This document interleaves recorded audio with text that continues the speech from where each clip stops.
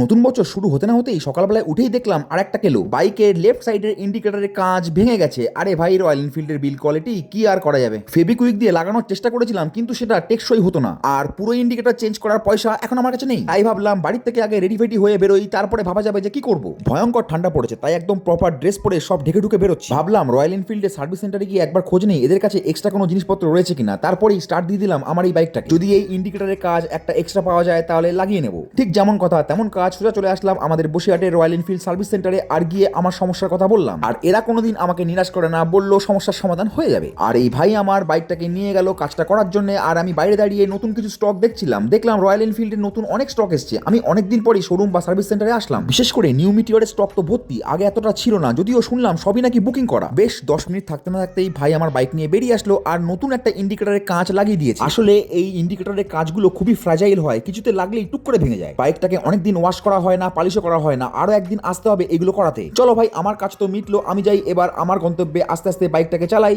আর এমনি এর উইন্ডশিল্ড নেই, তাই ঠান্ডা হাওয়া খুব লাগছে। চলো সবাইকে এখনকার মতো টাটা, দেখা হবে নতুন কোনো দিন নতুন ভিডিওতে।